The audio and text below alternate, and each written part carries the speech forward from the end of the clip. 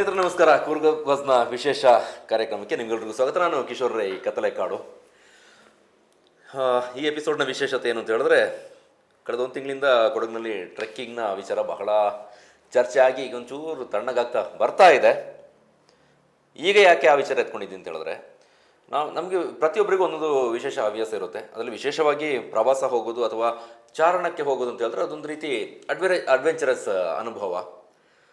ಪ್ರವಾಸಕ್ಕೆ ಹೋದಾಗ ಯಾವುದೋ ಒಂದು ಪ್ಲೇಸ್ಗೆ ಹೋದಾಗ ನಮಗೆ ತುಂಬ ಇಡಿಸ್ತು ಅಂತ ಹೇಳಿದ್ರೆ ಮತ್ತೆ ಹೋಗ್ಲಿಕ್ಕೆ ಮನಸ್ಸಾಗುತ್ತೆ. ಜಾಸ್ತಿ ಅಂತ ಹೇಳಿದ್ರೆ ಒಂದು 2-3 ಸಲ ಹೋಗ್ಬೋದೇನೋ. ಅದೇ ರೀತಿ ಟ್ರೆಕ್ಕಿಂಗ್ ಕೂಡ, ಒಮ್ಮೆ ನಾವು ಒಂದು ಸ್ಥಳಕ್ಕೆ ಹೋದ ನಂತರ ನಾವು ಬೇರೆ ಕಡೆ ಎಲ್ಲಿಯಾದರೂ ನಮ್ಮ ಎಕ್ಸ್ಪೀರಿಯೆನ್ಸ್ ಮಾಡಲಿಕ್ಕೆ ಹೋಗುವ, ಚಾರಣದ ಅನುಭವವನ್ನು ಪಡೆಯೋದಕ್ಕೆ ಹೋಗುವ ಅನ್ನೋದು ಮನಸ್ಸಾಗುತ್ತೆ. ಒಂದು ಕಡೆ ಹೋದಾಗ ಮತ್ತೆ ಹೋಗಲಿಕ್ಕೆ ಅಷ್ಟಾಗಿ ಆಸಕ್ತಿ ತೋರಿಸೋದಿಲ್ಲ. ಕೆಲವರು ಇರ್ತಾರೆ, ಒಂದು ಕಡೆ ಹೋದ ನಂತರ ಒಂದು 2-3 ಸಲ ಪುನಃ ನಮಗೆ ಆ ಪೀಕಿಗೆ ಹೋಗಬೇಕು, ಆ ಟ್ರೆಕ್ ರೂಟ್ನಲ್ಲಿ ಚಾರಣ ಮಾಡಬೇಕು ಅನ್ನೋಂತಹ ಮನಸ್ಸು ಇರುತ್ತೆ. ಆದರೆ ಒಂದೇ ಕಡೆ ಒಂದೇ ಬೆಟ್ಟಕ್ಕೆ 100 ಬಾರಿ ಚಾರಣ ಹೋಗಿದ್ದಾರೆ ಒಬ್ಬರು. ಆಶ್ಚರ್ಯ ಆಗ್ಬೋದು ನಿಮಗೆ ಕೇಳೋತಿಗೆ, ಬಟ್ ಇದು ವಾಸ್ತವ, ಸತ್ಯ, ನಂಬಲೇಬೇಕು ನಾವು. ಕೊಡಗಿನ ತಡಿಯಂಡಮೋಳು ಬೆಟ್ಟಕ್ಕೆ 100ಕ್ಕೂ ಅಧಿಕ ಬಾರಿ ಚಾರಣಕ್ಕೆ ಹೋದಂತಹ ಒಬ್ಬ ವ್ಯಕ್ತಿ ನಮ್ಮ ಜೊತೆಗಿದ್ದಾರೆ. ಅವ್ರನ್ನ ಪರಿಚಯ ಮಾಡ್ತೀನಿ, ಅವ್ರ ಜೊತೆಗೆ ಮಾತಾಡ್ತಾ ಹೋಗ್ತೀನಿ ಒಂದಷ್ಟು ಹೊತ್ತು.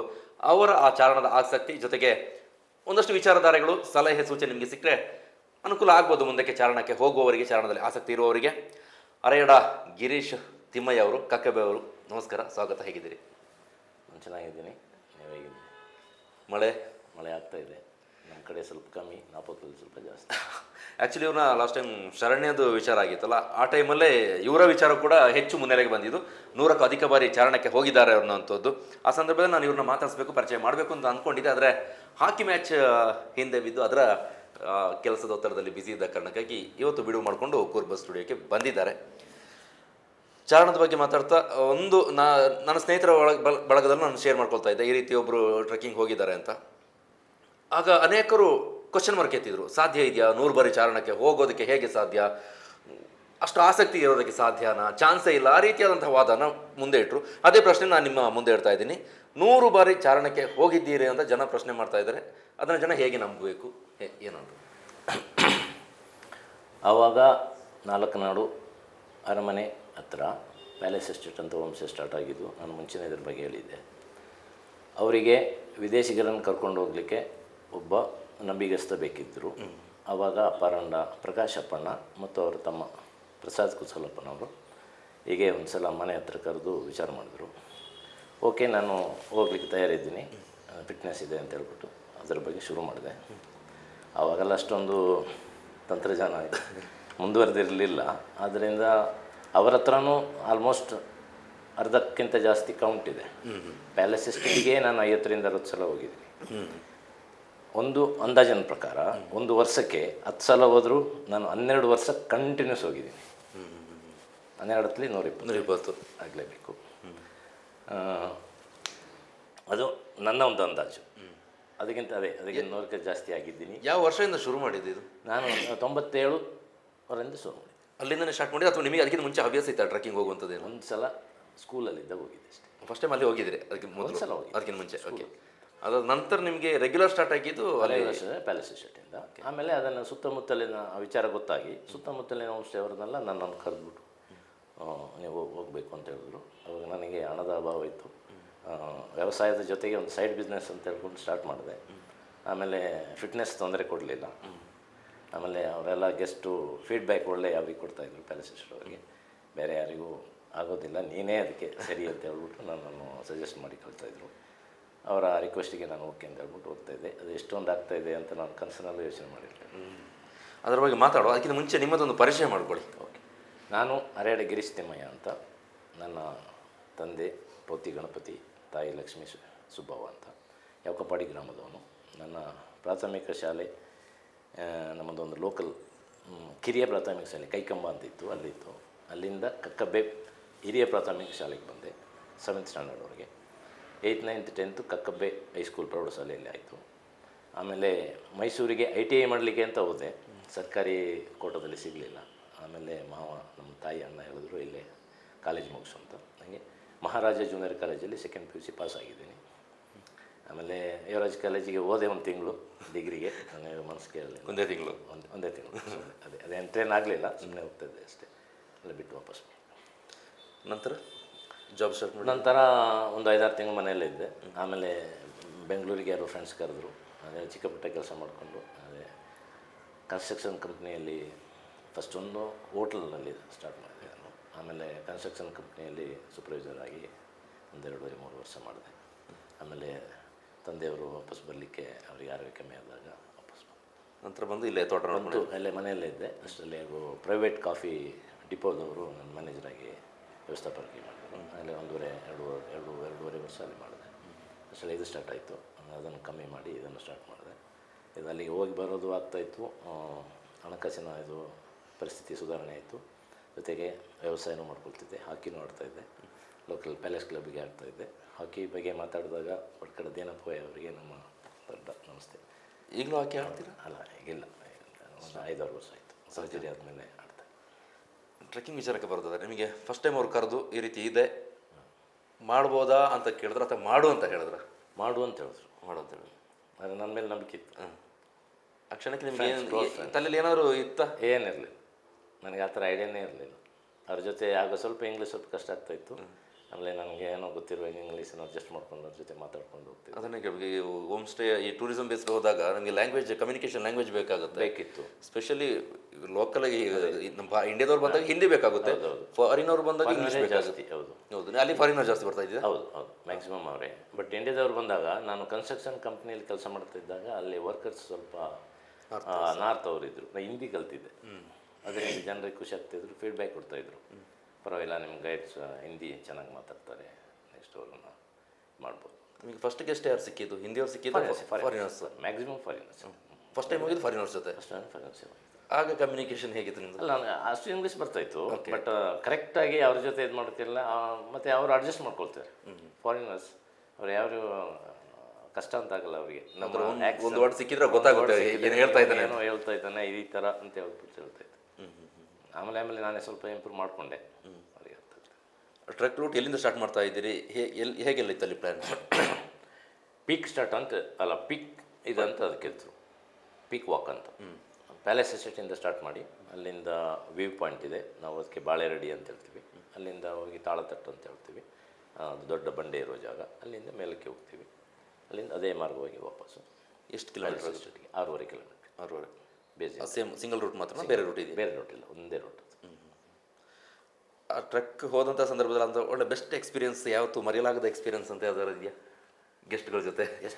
ಅಂದರೆ ಹಾಲ್ಯಾಂಡ್ದು ಸ್ವಲ್ಪ ದಪ್ಪ ಒಬ್ಬ ಹೆಂಗಸರಿದ್ರು. ಅವ್ರು ವಾಪಸ್ ಬರುವಾಗ ಒಂದು ಬೇರಿಗೆ ಕಾಲು ತಾಗಿ ಬಿದ್ದುಬಿಟ್ರು. ಓಕೆ, ಅದು ಇಲ್ಲಿ ಕಟ್ಟೋದೋಯ್ತು. ಮತ್ತು ನಾನು ಫಸ್ಟ್ ಏಡ್ ಅಂತ ಹೇಳ್ಬಿಟ್ಟು ಚಿಕ್ಕ ಪುಟ್ಟು, ಆವಾಗೆಲ್ಲ ಅಷ್ಟು ಎಕ್ಸ್ಪೀರಿಯನ್ಸ್ ಇಲ್ಲಲ್ಲ, ಈ ಚೇಲೆಮುಂಡ ಅಂತ ಹೇಳ್ತೀವಿ, ಆ ಥರದ 2-3 ಬಟ್ಟೆ ಇಟ್ಕೊಳ್ತಿದ್ದೆ ಬ್ಯಾಗ್ ಒಳಗೆ. ಒಂದು ಕತ್ತಿ ಇದು ಎಲ್ಲ ಇಟ್ಕೊಳ್ತಿದ್ದೆ. ಮುಂಚೆ ಎಲ್ಲ ಕೋವಿ ತಗೊಂಡು ಹೋಗ್ತಿದ್ದೆ ಒಂದು 4-5 ಸಲ. ಮತ್ತು ಫಾರಿನರ್ಸಿಗೆ ಅದು ಒಂದು ಇಷ್ಟ ಆಗಲಿಲ್ಲ. ಮತ್ತು ನನಗೂ ಅದು ವೆಯ್ಟ್ ಜಾಸ್ತಿ ಅಂತ ಹೇಳ್ಬಿಟ್ಟು, ಬಟ್ ಯಾವತ್ತೂ ನಾನು ಫೈರ್ ಮಾಡಲಿಲ್ಲ ಸೇಫ್ಟಿಗೆ. ಆಮೇಲೆ ಗೊತ್ತಾಯಿತು ಅವರಿಗೆ ಇದು ಇಷ್ಟ ಇಲ್ಲ ಅಂದರೆ ನಾನು ತೊಗೋಬಾರ್ದು ಅಂತ. ಆಮೇಲೆ ಆ ಹೆಂಗಸಿಗೆ ಆ ತಲೆಗೆಲ್ಲ ಕಟ್ಟಿ ಅವ್ರನ್ನ ಸ್ವಲ್ಪ ಎತ್ಕೊಂಡು ಕೆಳಗಡೆ ಬಂದು ಇಲ್ಲಿ ವ್ಯೂ ಪಾಯಿಂಟ್ ಹತ್ರ ಅವರು ಪ್ಯಾಲೇಸ್ ಅವರು ಜೀಪ್ ತಂದರು. ಅಲ್ಲೇ ತೊಗೊಂಡು, ಅದೇ ನನಗೆ ಸ್ವಲ್ಪ ಬ್ಯಾಡ್ ಎಕ್ಸ್ಪೀರಿಯನ್ಸ್ ಅಷ್ಟೇ. ಇನ್ನು ಯಾವತ್ತು ಯಾವುದು ಒಳ್ಳೆ ಎಕ್ಸ್ಪೀರಿಯನ್ಸ್ ಅಂತ ಹೇಳಿದ್ರೆ? ಒಳ್ಳೆ ಎಕ್ಸ್ಪೀರಿಯನ್ಸ್ ಅಂದರೆ ಮಾಮೂಲಿ ಅವರು ನಮ್ಮನ್ನು ಗ್ರೇಟ್ ಅಂತ ಹೇಳ್ಬಿಟ್ಟು ಫೀಡ್ಬ್ಯಾಕ್ ಬರೆದು ಹೋಗ್ತಿದ್ರು. ಅದೇ ಗ್ರೇಟ್ ಎಕ್ಸ್ಪೀರಿಯನ್ಸ್. ಎಸ್ಟೇಟ್ ಅವ್ರು ಏನು ಹೇಳ್ತಾಯಿದ್ರು? ಎಸ್ಟೇಟ್ ಅವರು ಓಕೆ, ನಿಮ್ಮ ಬಗ್ಗೆ ಯಾವುದೇ ಕಂಪ್ಲೇಂಟ್ಸ್ ಇಲ್ಲ, ಅದರಿಂದ ನೀನು ಇದನ್ನು ಕಂಪ್ಲೀಟ್ ಮಾಡು ಅಥವಾ ಕಂಟಿನ್ಯೂ ಮಾಡು ಅಂತ ಹೇಳ್ತಾಯಿದ್ರು ಅವರು. ಅದರಿಂದ ನಾನು ಅದಕ್ಕೆ ಅಲ್ಲಿಂದ ಬಿಟ್ಟು ಬರಲಿಲ್ಲ. ನನಗೆ ಹೆಲ್ತ್ ಇಶ್ಯೂ ಆದಮೇಲೆ ನಾನು ಅವರಿಗೆ ರಿಕ್ವೆಸ್ಟ್ ಮಾಡಿಕೊಂಡು ಸ್ಟಾಪ್ ಮಾಡಿದ್ದೆ. ಪರ್ ಡೇ ಎಷ್ಟು ಸಲ ಹೋಗ್ತಾಯಿದ್ರಿ? ಒಂದು ಟೈಮ್ ಒಂದು ಸಲ, ಅದೇ ನನಗೆ ಒಂದು ದಿನ 2 ಸಲ ಹೋಗಿದ್ದೀನಿ. ಓಕೆ, ಬೆಳಿಗ್ಗೆ ಲೈಫಲ್ಲಿ ಒಂದೇ ದಿನ 2 ಸಲ ಹೋಗಿದ್ದೀನಿ ಅಷ್ಟೇ. 6:30 ಹೊರಟೆ. ಏನೋ ಅವ್ರು ಯಾವುದೇ ಪ್ಯಾಲೇಸ್ ಎಸ್ಟೇಟ್ ಮಧ್ಯಾಹ್ನ ಬಂದು ಮಲ್ಕೊಂಡಿರುವಷ್ಟರಲ್ಲಿ ಆವಾಗ ಲ್ಯಾಂಡ್ ಫೋನ್ ಹನಿವ್ಯಾಲಿ ಅವರು ಒಂದು ಫೋನ್ ಮಾಡಿದ್ರು, ಹೀಗೆ ಹೋಗಬೇಕು ಅಂತ. ಆಯಿತು, ಓಕೆ ರೆಡಿ ಅಂತ ಹೇಳ್ಬಿಟ್ಟು ನಂತರ ಪುನಃ ಮಧ್ಯಾಹ್ನ ಹೋದ್ರೆ? ಮಧ್ಯಾಹ್ನ ಮೇಲೆ ಸೇಮ್ ಪ್ಲೇಸ್. ಒಮ್ಮೆಗೆ ಹೋದಾಗ ಎಷ್ಟು ಗೆಸ್ಟ್ಗಳು ಇರ್ತಾಯಿದ್ರು? ಲೆಕ್ಕ ಇಷ್ಟು ಲಿಮಿಟ್ ಲಿಮಿಟ್ ಇಲ್ಲ, ಸಿಂಗಲು ಕರ್ಕೊಂಡು ಹೋಗಿದ್ದೀನಿ ತುಂಬ. 10, 12, 15 ಜನ. TTL ಬಂದಾಗ 12 ಮೆಂಬರ್ಸ್ ಸಿಗ್ತಾಯಿದ್ರು. ಅವರೆಲ್ಲ ಒಮ್ಮೆ ಕರ್ಕೊಂಡೋಗಿ ಬಂದರೆ ಎಷ್ಟು ಸಿಗ್ತಾಯಿತ್ತು ನಿಮಗೆ ಚಾರ್ಜ್? 1000 ಆಗ? 1800. ಮತ್ತು ಕಂಪ್ನಿಯಿಂದ ಅಲ್ಲಲ್ಲ, ಅವರಿಗೆ ಮಾತಾಡ್ತಾಯಿದ್ರು. ಬಟ್ ಅವರು ಒಂದೇ ಬಿಲ್ಲಲ್ಲಿ ಪೇ ಮಾಡಿದ್ರೆ ಇವ್ರು ಕೊಡ್ತಾಯಿದ್ರು. ನಾನು ಬರ್ತಿದ್ದೆ, ಅವ್ರಿಗೆ ನಾಳೆ ಕೊಡ್ತೀನಿ ಅಂತ ಅಂತಿದ್ರು. ಮತ್ತು ತುಂಬ ಟಿಪ್ಸ್ ಕೊಡ್ತಿದ್ರು ಫಾರಿನರ್ಸ್. ಅದ್ರ ಜೊತೆ ಫ್ರೆಂಡ್ಲಿ ಟ್ರೆಕ್ಕಿಂಗ್ ಚಾರ್ಜ್ ಅಲ್ಲದೆ ಚಾರ್ಜ್ ಅಲ್ಲದೆ ಇತ್ತು ಅಂತೆ. ಮತ್ತು ಈ ಶುಚಿತ್ವ ಅಂತ ಆವಾಗಲೇ ನಾನು ಕಲ್ತಿದ್ದೆ. ಬಟ್ ಅವರು ಏನಾದರೂ ಬೇರೆ ಯಾರಾದರೂ ಹೋಗಿ ಈ ಬಿಸ್ಕೆಟ್ ಪ್ಯಾಕ್ಸ್ ಬಾಟಲ್ಸಲ್ಲಿ ಇದ್ದರೆ ನಾನು ಬ್ಯಾಗಲ್ಲಿ ಹಾಕೊಂಡು ಬರ್ತಾಯಿದ್ದೆ. ಅದು ಪ್ಯಾಲೇಸ್ ಅವರಿಗೆ ತುಂಬ ಖುಷಿ ಆಗ್ತಾಯಿತ್ತು. ಪರವಾಗಿಲ್ಲ, ಅದರಿಂದ ನಾನು ಫಾರಿನರ್ಸಿಂದ ಅದೊಂದು ಕಲಿತೆ ಆವಾಗಲೇ. ಸ್ಪೆಷಲಿ ಈಗಲೂ ಕೂಡ ಕಲಿಬೇಕಾಗಿ ಸುಮಾರು ಇದೆ. ಹೌದು, ಇದೆ, ಹೇಳಲಿಕ್ಕಿದೆ. ಬಟ್ ಅದೇ ಈಗ ಹೇಗಿದೆ ಅಲ್ಲಿನ ಕಂಡೀಷನ್ ಈ ಶುಚಿತ್ವದ ವಿಚಾರದಲ್ಲಿ? ಶುಚಿತ್ವ ಸ್ವಲ್ಪ ಇದೆ. ಯಾಕಂದರೆ ಗೇಟಲ್ಲಿ ಅವತ್ತೊಂದು ದಿವಸ ಸುಮ್ಮನೆ ಯಾರೋ ನಮ್ಮ ನೆಂಟರು ಬಂದಿದೆ ಬಿಡಕ್ಕೆ ಹೋಗಿದ್ದಾಗ ಅವರೆಲ್ಲ ಬಾಟ್ಲೆಲ್ಲ ಕೌಂಟ್ ಮಾಡಿಬಿಟ್ಟು ನೀವು ಇಷ್ಟು ಇದೆ, ನೀವು ವಾಪಸ್ ತರಲೇಬೇಕು, ಇಲ್ಲಾಂದರೆ ಅದಕ್ಕೊಂದು ಅಮೌಂಟ್ ಕಲೆಕ್ಟ್ ಮಾಡ್ಕೊಂಡು ಏನಾದ್ರು ಮಾಡ್ತಾಯಿದ್ದಾರೆ. ಒಳ್ಳೆ ಗ್ರೇಟ್, ಅದು ಮಾಡಲೇಬೇಕು ಆ ಥರ. ಎಷ್ಟು ವರ್ಷದವರೆಗೆ ನೀವು ಮಾಡಿದ್ರಿ? ಈಗಲೂ ಮಾಡ್ತಾ ಇದ್ರೆ ಏನು? ಇಲ್ಲ ಈಗ ಮಾಡ್ತಾ ಇಲ್ಲ. 51, ನನಗೀಗ 58, 58 ಇಯರ್ಸ್, 51ವರೆಗೆ ಮಾಡಿದ್ದೆ ಅಷ್ಟೇ. 51 ವರ್ಷವರೆಗೆ ಕಂಟಿನ್ಯೂ ಹೋದ್ರಿ.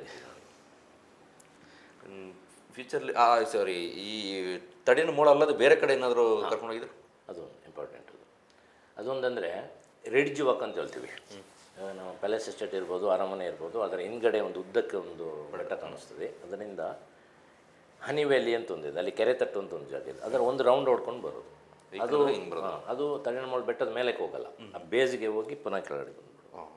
ಪೀಕ್ಗೆಲ್ಲ 13.5ರಿಂದ 14 ಕಿಲೋಮೀಟರ್ಸ್ ಇದೆ. ಅಷ್ಟಿದೆ? ಅದು ಅಷ್ಟಿದೆ.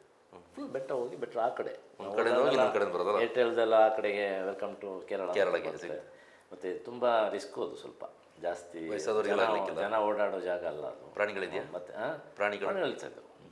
ಅದೇ ಲೈವ್ ಆಗಿ ನೋಡಿಲ್ಲ ನಾನು. ಚಿಕ್ಕದಿದ್ದಾಗ ಒಂದು ಸಲ ಟೈಗರ್ ನೋಡಿದ್ದೆ ಅಷ್ಟೇ ದೂರದಲ್ಲಿ. ಬಟ್ ಈ ಟ್ರೆಕ್ಕಿಂಗಲ್ಲಿ ಸಿಗಲಿಲ್ಲ ಯಾವತ್ತು. ಅದೇ ಗ್ರೇಟ್. ನಾನು ಒಂದು ದೇವ್ರನ್ನ ನನಗೂ ಅಷ್ಟೇ, ಇವನ್ ಪ್ರವಾಸಿಗರಿಗೂ ಅಷ್ಟೇ. ಏನಾದರೂ ಹೆಚ್ಚು ಕಮ್ಮಿ ಆಗಿ ಅವ್ರು ಹೋಗಿ ಫೀಡ್ಬ್ಯಾಕ್ ಎಲ್ಲ ತೆಗೆದ್ರೆ ರಿಸ್ಕು ಅಂತ ದೇವ್ರಿಗೆ ನಾನು ಥ್ಯಾಂಕ್ ಗಾಡ್. ಈ ರೂಟಲ್ಲಿ ಎಷ್ಟು ಸಲ ಹೋಗಿದ್ದೀರಿ? ಅದೊಂದು 20-22 ಸಲ ಹೋಗಿದ್ದೀನಿ. ಅದು ಬರೀ ಪ್ಯಾಲೇಸ್ ಎಸ್ಟೇಟ್ ಅವ್ರದ್ದು ಮಾತ್ರ. ಬೇರೆಯವ್ರಿಗೆ ಅಷ್ಟು ಐಡಿಯಾ ಇರಲಿಲ್ಲ. ಅವ್ರು ಮಾತ್ರ. ಅಲ್ಲಿ ಈಗಲೂ ಹೋಗ್ತಾರ? ಈಗ ಸರ ಕಮ್ಮಿ ಆಗಿದೆ.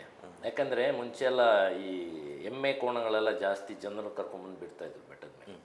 ಅವುಗಳು ಹೋಗಿ ಸ್ವಲ್ಪ ದಾರಿ ಕ್ಲಿಯರ್ ಇರ್ತಾಯಿತ್ತು. ಇವಾಗೆಲ್ಲ ಹುಲ್ಲು ಬೆಳೆದ್ಬಿಟ್ಟು ಇದಾಗ್ತಾಯಿತ್ತು. ಮುಂಚೆಲ್ಲ ಬೆಂಕಿ ಬಿದ್ದಾಗ ಅವೆಲ್ಲ ಕ್ಲಿಯರ್ ಆಗ್ತಾಯಿತ್ತು.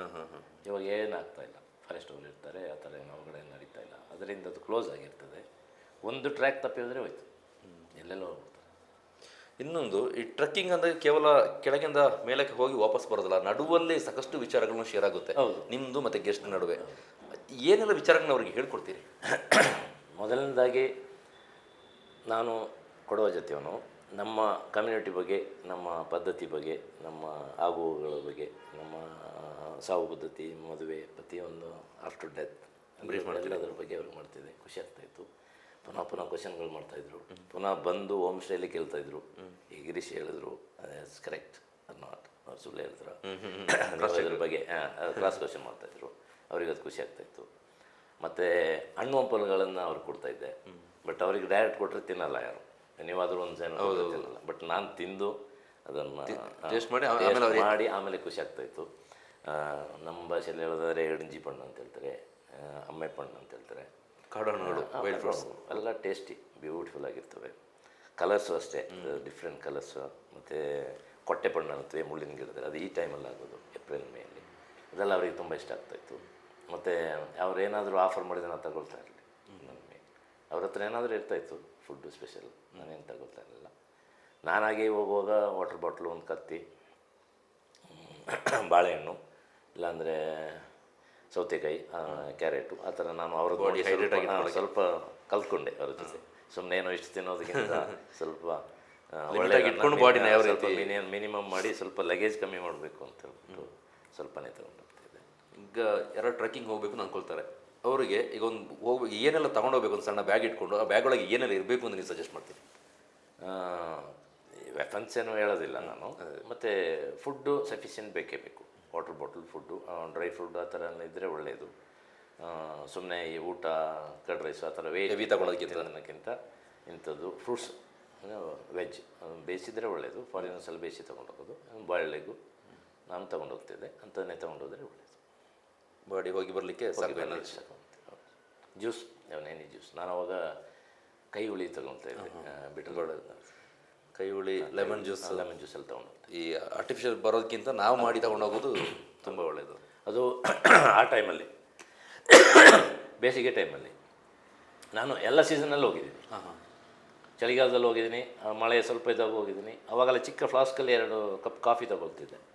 ಅವರಿಗೂ ಸಜೆಸ್ಟ್ ಮಾಡ್ತಿದ್ದೆ ಬ್ಲ್ಯಾಕ್ ಕಾಫಿ ಅವರೇ ಎಸ್ಟೇಟ್ ಅವರಿಗೆ, ಏನಾದರೂ ಅವರಿಗೆ ಹಾಟ್ ಕುಡಿ, ಅಲ್ಲಿ ಹೋಗಿ ಅವರು ತುಂಬ ಕೋಲ್ಡ್ ಆಗ್ತದೆ, ಸ್ವಲ್ಪ ಕಾಫಿ ತೊಗೊಂಡ್ರೆ ಏನೂ ತೊಂದರೆ ಆಗಲ್ಲ ಅಂತ. ಮತ್ತು ಎಲ್ರಿಗೂ ಆಲ್ಕೋಹಾಲ್ ಯೂಸ್ ಮಾಡಬೇಡಿ ಅಂತ ಅಡ್ವೈಸ್ ಮಾಡ್ತಿದ್ದೆ ಹೊರಡುವಾಗಲೇ. ಅದು ಚಾಲೆಂಜಿಂಗು, ಗೆಸ್ಟ್ಗಳು ಬಂದಾಗ ಹೌದು, ಅಲ್ಲಿ ಎಂಜಾಯ್ ಮಾಡೋದು, ಅವ್ರದ್ದೇ ಟೈಮ್ ಪಾಸಲ್ಲಿ ಅವರೇ ಮುಳುಗಿ ಹೋಗೋದು. ನನಗೂ ಒಂದು ಟೈಮ್ ಸೆನ್ಸ್ ಇರ್ತದೆ. ಅವ್ರು ಹೇಳಿರ್ತಾರೆ ಎಸ್ಟೇಟ್ ಇವರು, ಹೋಮ್ ಸ್ಟೇ ಅವರು, ಈ ಟೈಮಿಂದ ಈ ಟೈಮ್ ನಿಮ್ಮ ಟೈಮಿಂಗ್, ಅದರೊಳಗೆ ನೀವು ಬರಬೇಕು. ಅರ್ಧ ಗಂಟೆ ಅಲ್ಲಿ ಏನಾದರೂ ಹೆಚ್ಚು ಕಮ್ಮಿ ಆದರೆ ನಾನು ಅಡ್ಜಸ್ಟ್ ಮಾಡ್ಕೊಳ್ತಿದ್ದೆ. ಆಲ್ಕೋಹಾಲ್ ವಿಚಾರದಲ್ಲಿ ಏನಾದ್ರು ಬ್ಯಾಡ್ ಎಕ್ಸ್ಪೀರಿಯನ್ಸ್ ಆಗಿದೆ ನಿಮಗೆ? ಇಲ್ಲ, ನೀವು ಹೇಳಿ ಅವರು ಇಲ್ಲ, ನಾವು ಇಲ್ಲಿಂದ ಹೇಳುವಾಗಲೇ ಅವ್ರು ಇಲ್ಲಿಂದ ಇದು ಮಾಡಿಬಿಡ್ತಿದ್ರು. ಇಲ್ಲಾಂದರೆ ಫಾರಿನರ್ಸ್ ಆ್ಯಕ್ಚುಲಿ ಅಂಥದಕ್ಕೆಲ್ಲ ಎಂಟರ್ಟೈನ್ ಮಾಡ್ತಾರಲ್ಲ, ಇಲ್ಲ ಅವ್ರು ಅದಕ್ಕೆಲ್ಲ ಕೋಪ್ರೇಟ್ ಮಾಡ್ತಾಯಿದ್ರು. ನಾವು ಸಾಮಾನ್ಯವಾಗಿ ಈ ಒಂದು ರೂಟಲ್ಲಿ ಹೋಗಿ ಪ್ರತಿದಿನ ಹೋಗಿ ಬರ್ತಾ ಇದ್ರೆ ಆಡು ಭಾಷೆಯಲ್ಲಿ ಹೇಳ್ತೀವಿ, ಕಣ್ಣು ಮುಚ್ಕೊಂಡು ಗಾಡಿ ಓಡಿಸ್ಕೊಂಡು ಹೋಗಿ ಬಂದುಬಿಡ್ತೀನಿ ಅಂತ. ಈಗ ನಿಮಗೆ ಕಣ್ಣು ಮುಚ್ಕೊಂಡು ಬೆಟ್ಟ ಹತ್ತಿ ವಾಪಸ್ ಬಂದುಬಿಡೋದು ಹಾಗೆ ಅಂತಲ್ಲ, ಬಟ್ ಯಾವ ಜಾಗದಲ್ಲಿ ಯಾವ ಥರದ ಕಲ್ಲಿದೆ, ಯಾವ ಬೇರಿದೆ ಅಂತ ಹೇಳ್ತೀವಿ. ಕೂತಲ್ಲಿಂದ ಹೇಳ್ಬೋದಲ್ಲ, ಇಷ್ಟು ಕಿಲೋಮೀಟ್ರಲ್ಲಿ ಏನೇನಿದೆ ಅಂತ. ಬೆಂಡ್ ಎಲ್ಲಿದೆ, ಕಲ್ಲಿದೆ, ಎಲ್ಲಿ ಜಂಪ್ ಮಾಡಬೇಕು, ಎಲ್ಲಿದ್ದಾರೆ ಮಾಡಬೇಕು ಅಂತೆಲ್ಲ. ಇನ್ನೊಂದು ಎಕ್ಸ್ಪೀರಿಯೆನ್ಸು ಆನೆ. ಪೀಕ್ ಮೇಲೆ ಆನೆ ಬಂದಿದೆ. ಒಂದಿನ ಹೋಗೋಷ್ಟರಲ್ಲಿ ಹೊಸದಾಗಿ ಲದ್ದಿತ್ತು. ನಾನು ಅದು ಹೇಗೆ ಬಂತು ಅಂತ ಹೇಳ್ಬಿಟ್ಟು ಸ್ವಲ್ಪ ಎಕ್ಸ್ಪೀರಿಯೆನ್ಸ್ ಮಾಡಿದೆ. ಕೆಳಗಡೆ ತಗೊಂಡೋಗಿ ನೋಡುವಾಗ ಅದು ಜಿಗ್ಜಾಯಕಾಗಿ ಮೇಲೆ ಬಂದಿದೆ. ಸಿಂಗಲ್ ಬಂದಿಲ್ಲ, ಸಿಂಗಲ್ ಅವನು ಟೀಮ್ ಇದ್ದಿರ್ಬೋದು, ಸ್ವಲ್ಪ ದೊಡ್ಡದಿತ್ತು. ಅದು ಹಾರ್ಡ್ ಅಲ್ವಾ, ಅಷ್ಟು ಫುಟ್ ಮಾರ್ಕ್ ಅಷ್ಟು ಗೊತ್ತಾಗ್ತಾ ಇರಲಿಲ್ಲ. ಬಟ್ ಅಲ್ಲಿಗೂ ಆನೆ ಬಂದಿದೆ, ಲದ್ದಿ ಸಾಕ್ಷಿ ಅದಕ್ಕೆ. ಹೊಸ ಲದ್ದಿತ್ತು. ಗೆಸ್ಟ್ ಇದ್ರ ಜೊತೆಗೆ ಇಲ್ಲ, ಅದೇ ಎಲ್ಲ ಗೆಸ್ಟ್ ಇದ್ರು. ಬಟ್ ಅವರದನ್ನು ಆ ಕಡೆ ನೋಡಿ, 2 ಇದೆ ಅಲ್ಲಿ. ಪೀಕಿಂದ ಸ್ವಲ್ಪ ಚಿಕ್ಕದೊಂದಿದೆ ಆ ಕಡೆ, ಕೇರಳ ಸೈಡಿಗೆ. ನಾನು ಅಲ್ಲಿ ಅವ್ರನ್ನ ಎಲ್ಲಿ ಬಿಟ್ಬಿಟ್ಟು ನಾನು ಅವರಿಗೆ ಟೈಮ್ ಕೊಟ್ಟು, ಇಷ್ಟು ಟೈಮ್ ನಿಮಗಿದೆ ಅಂತ ಹೇಳ್ಬಿಟ್ಟು ನಾನು ಸ್ವಲ್ಪ ಸೈಡಿಗೆ ಹೋಗ್ಬಿಡ್ತಿದ್ದೆ. ಅವ್ರೇನೋ ಎಂಜಾಯ್ ಮಾಡ್ಕೊಳ್ದು, ಫೋಟೋಗ್ರಫಿ ಅವ್ರದ್ದು ಏನಾದರೂ ಮಾಡ್ಕೊಳ್ಳೋಕ್ಕೆ. ಹಾಗೆ ಒಬ್ಬರು ಫೋಟೋ ಫಾಗ್ ಒಳಗೆ ತಗೊಂಡಿರೋದು ನಾನು ಒಂದು ಫೋಟೋ ಫಸ್ಟ್ ಬಂದಿದ್ದು ಸಿಕ್ಕಿದ್ದು. ಅಲ್ಲಿಗೆಲ್ಲ ಅಷ್ಟು ಅಲ್ಲೇ ಮೇಲೆ ಅದೇ ಒಂದು ಫೋಟೋ ಕಳಿಸ್ಕೊಡ್ತೀನಿ. ಈಗ ನಿಮಗೆ ಆ ಬೆಟ್ಟದ ಸಂಪೂರ್ಣ ಒಂದು ಚಿತ್ರಣ ನಿಮ್ಗೆ ಗೊತ್ತಿದೆ, ಎಲ್ಲೇ ಹೋದರೆ ಹೆಂಗೆಲ್ಲ ಬರ್ಬೋದು, ಎಲ್ಲೆಲ್ಲಿ ಏನು ಎತ್ತ, ಕಾಲೋನಿಗೆ ಹೋಗೋದು ದಾರಿ, ಕೆಳಗೆ ಮಿಸ್ ಆದರೂ ಹೆಂಗೆ ಬರಬೇಕು ಅಂತ. ಈ ವಿಚಾರಕ್ಕೆ ಬಂದಾಗ ರೀಸೆಂಟಾಗಿ ಶರಣ್ಯ ಪ್ರಕರಣ ನಿಮ್ಗೆ ಗೊತ್ತೇ ಇದೆ. ಅದು ಪಾಸಿಬಿಲಿಟಿ ಏನು, ಹೇಗೆ ಮಿಸ್ ಆಗೋ ಚಾನ್ಸಸ್ ಅಲ್ಲಿ ಅಂತ? No comments. ಅಂದರೆ ನಮ್ಗೆ ಈ ಟೈಮಲ್ಲಿ ಅದ್ರ ಬಗ್ಗೆ ಜಾಸ್ತಿ ಮಾತಾಡೋಕ್ಕಾಗಲ್ಲ. ಬಟ್ ಮಿಸ್ ಆಗೋ ಚಾನ್ಸಸ್ ತುಂಬ ಕಮ್ಮಿ ಇದೆ. ಅದನ್ನು ಹೈವೇಯಿಂದ ಒಂದು ಚಿಕ್ಕ ರೋಡ್ ಲೆಫ್ಟಿಗೆ ತಗೋಬೇಕಾದ್ರೆ ಹೈವೇನಲ್ಲೇ ಹೋಗ್ಬೇಕಲ್ವಾ, ಅದೇ ಆ ಥರ ಅದು ಒಂದು ತಪ್ಪು ಇದೆ. ಇನ್ನೊಂದು ನನ್ನ ಎಕ್ಸ್ಪೀರಿಯೆನ್ಸ್ ಪ್ರಕಾರ, ಸ್ವಲ್ಪ ಮೋಡ ಇದ್ರೂ ಕೊರಂಬೆ ಅಂತ ದೊಡ್ಡ ಒಂದು ಫ್ಲೈ ಇರ್ತದೆ, ಕೊರಂಬೆ ಅಂತ ಹೇಳ್ತೀವಿ ನಮ್ಮ ಭಾಷೆಯಲ್ಲಿ. ಅವೆಲ್ಲ ಕಚ್ಚಕ್ಕೆ ಶುರು ಮಾಡಿಬಿಡ್ತದೆ. ಅದು ಆ್ಯಕ್ಚುಲಿ ಅಂದರೆ ಆನೆ ಅದೇ ದಪ್ಪಾಗಿರ್ತದಲ್ಲ, ಕಾಟಿ ದೊಡ್ಡ ದೊಡ್ಡ ಪ್ರಾಣಿಗಳಿಗೆ ರಕ್ತ ಇರೋದು. ನಾನು ಎಷ್ಟೋ ಸಲ ಕಣ್ಣೀರು ಹಾಕೊಂಡು ಬಂದಿದ್ದೀನಿ, ಅಷ್ಟೊಂದು ಕಚ್ಚಿಬಿಡ್ತವೆ. ಅದು ಸ್ಪೆಷಲಿ ಅವ್ರದ್ದು ಬ್ಲ್ಯಾಕ್ ಇದ್ದಾಗ ಅಟ್ರಾಕ್ಟ್ ಆಗುತ್ತಲ್ಲ, ಹೇಗೆ ಹೊರಡೋದ್ರು ಅಂತ ಅಲ್ಲ. ಅದರ ಆಚೆಗೆ ಈ ಪ್ರಕರಣ ಒಂದು ಜಸ್ಟ್ ಒಂದು ಎಕ್ಸಾಂಪಲ್ ಆಗಿ ತಗೊಂಡು, ಅಲ್ಲಿ ಮಿಸ್ ಆಗುವಂತಹ ಚಾನ್ಸಸ್ ಇದೆಯಾ, ಅಥವಾ ಅದು ಹೇಗೆ ಮಿಸ್ ಆದರೂ ಹೇಗೆ ಬರಲಿಕ್ಕೆ ಅವಕಾಶಗಳಲ್ಲಿ? ಅವ್ರು ಏನೋ ಒಂದು ಸ್ಪೆಷಲ್ ಮಾಡ್ಲಿಕ್ಕೆ ಹೋಗಿರ್ಬೋದು ಅಂತ ನನ್ನ ಅನಿಸಿಕೆ. ಯಾಕಂದರೆ ಪೀಕಿಗೆ ಹೋಗ್ಬೇಕಂದವರು ಲೆಫ್ಟ್ ರೈಟ್ ತೊಗೋಬಾರ್ದಲ್ವಾ. ಪರ್ಟಿಕ್ಯುಲರ್ ನನ್ನ ಗುರಿ, ನನ್ನ ಪೀಕಿಗೆ ಹೋಗೋದು, ಸ್ಟ್ರೈಟ್ ಹೋಗಬೇಕು. ಅದು ಹೇಗೆ ಮಿಸ್ ಆಯಿತು ಅಂತ ಸ್ವಲ್ಪ ಮಿಸ್ ಆದರೂ ಕೂಡ ನಮ್ಗೆ ಮಿಸ್ ಆಗಬೇಕು. ಯಾಕಂದರೆ ಅವರು ಅನ್ಎಜುಕೇಟೆಡ್ ಅಲ್ಲ, ಸ್ವಲ್ಪ IT ಅವರು ಅಂತ ಹೇಳಿದ್ಮೇಲೆ ಸ್ವಲ್ಪ ಇರುವಂಥ ನನ್ನೊಂದು ಅನಿಸಿಕೆ. ಯಂಗ್ ಬ್ಲಡ್ಡು ಏನೊಂದು ಮಾಡೋಣ. ಮತ್ತು ಮೊಬೈಲ್ ಇತ್ತು, ನೆಟ್ವರ್ಕ್ ಸಿಗದವರೇ ಹೇಗೆ ಹೋಗೋದು ಚಾನ್ಸಸ್ ಕಮ್ಮಿ. ಎಲ್ಲಿ ಮಿಸ್ ಆಗಿದ್ದೀನಿ ಅಲ್ಲೇ ಟಕ್ ಅಂತ ನೋಡೋದು, ಅಲ್ಲಿಂದಲೇ ಫೋನ್ ಮಾಡೋದು ಬೇಕು. ಸ್ಪೆಷಲಿ ಸೋಲೋ ಬಂದಾಗ ಆ ಥರ ಆಗಬಾರ್ದು, ಮುಂದೆ ಆಗಬಾರ್ದು. ಹಂಗೆ ಅದನ್ನೆಲ್ಲಕ್ಕೆ ನೋಡ್ಕೊಂಡ್ರೆ ಒಳ್ಳೆಯದು ಅಂತ ನನಗೆ. ಇತ್ತೀಚಿನ ಈ ಟ್ರೆಕ್ಕಿಂಗ್ ವ್ಯವಸ್ಥೆಗಳನ್ನ ನೋಡಿದಾಗ ಯಾವ ರೀತಿಯಾದಂಥ ಬದಲಾವಣೆ ಆಗಬೇಕು ನೀವು ಎಕ್ಸ್ಪೆಕ್ಟ್ ಮಾಡ್ತೀರಿ? ಬದಲಾವಣೆ ತುಂಬ ಜನಸಂಖ್ಯೆ ಜಾಸ್ತಿ ಆಗಿದೆ, ಲೋಡ್ ಜಾಸ್ತಿ ಆಗಬಾರ್ದು ಅಂತ ನನ್ನ ಒಂದು ಅನಿಸಿಕೆ. ಟ್ರಕ್ ರೂಟಲ್ಲಿ 400-500 ಜನ ಎಲ್ಲ ಬಿಡ್ತಾರೆ, ಲಿಮಿಟೆಡ್ ಇರಬೇಕು ಅಂತ ನಂದು. ಮತ್ತು ಸೌಂಡು ಅವ್ರಿಗೆಲ್ಲ ಇಲ್ಲಿಂದಲೇ ಅಡ್ವೈಸ್ ಮಾಡಿ ಕೊಡಬೇಕು. ಈಗ ಏನೋ ಹೊಸದಾಗಿ ಗೈಡ್ಗಳನ್ನ ಬಿಡ್ತಾರೆ ಅಂತ, ಅದು ಕಷ್ಟ, ನನ್ನ ಲೆಕ್ಕದಲ್ಲಿ ಕಷ್ಟ. ಅಷ್ಟು ಗೈಡ್ ಯಾರು ಹೋಗ್ತಾರೆ? ಹೌದು. ಈಗ ಅದೇ ಎಕ್ಸ್ಪೀರಿಯನ್ಸ್ ಹೇಳಕ್ಕೆ ಬಂದೆ. ನನ್ನ ಒಂದು ಎಕ್ಸ್ಪೀರಿಯೆನ್ಸು, ನನ್ನ ಒಂದು ಅನುಭವನ ನಾನು ಹಂಚ್ಕೊಳ್ಳಿಕ್ಕೆ ಒಂದು 3 ಹುಡುಗರನ್ನ ತಯಾರು ಮಾಡಿದ್ದೆ ಲೋಕಲಲ್ಲಿ. ಅವ್ರು 2 ಸಲ ಬಂದರು, ಆಗೋದಿಲ್ಲ ಅಂತ ಸಾರಿ. ಅದೇ ನನಗೊಂದು ಬೇಜಾರು. ಅಂದರೆ ನನ್ನದನ್ನು ಯಾರಾದರೂ ಕಂಟಿನ್ಯೂ ಮಾಡಬೇಕಂತ ನನಗೊಂದು ಆಸೆ ಇತ್ತು. ಅವ್ರು ಬರಲಿಲ್ಲ, ಅವ್ರು ರಿಸ್ಕ್ ಅಂತ. ಒಂದು ಸಲ ರಿಡ್ಜ್ ವಾಕ್ಗೆ ಕರ್ಕೊಂಡು ಹೋಗಿದ್ದೆ, ಇನ್ನೊಂದು ಸಲ 2 ಸಲ ಪೀಕಿಗೆ ಹೋಗಿದ್ದೆ. ಮತ್ತು ಸಾಕಾಗೋಯ್ತು ಅವ್ರಿಗೆ. ಹೌದಂತೆ, ಸಾರಿ ಅಣ್ಣ, ಬೇರೆ ಯಾವ್ದಾದ್ರು ಜಾಬ್ ನೋಡ್ತೀವಿ, ಇದಾಗೋದಿಲ್ಲ ಅಂತ ಹೇಳ್ಬಿಟ್ಟು. ಬೆಟ್ಟಕ್ಕೆ ಹೋಗು ಅಂತ ಹೇಳಿದ್ರೆ ಅಷ್ಟು ಸುಲಭ ಅಲ್ಲ, ಮನಸ್ಥಿತಿ ಚೆನ್ನಾಗಿರಬೇಕು, ಜೊತೆಗೆ ಕಮ್ಯುನಿಕೇಶನ್ ಬೇಕಾಗುತ್ತೆ, ಫ್ರೀ ಆಫ್ ಮೈಂಡಲ್ಲೇ ಹೋಗ್ಬೇಕು. ಹೌದು.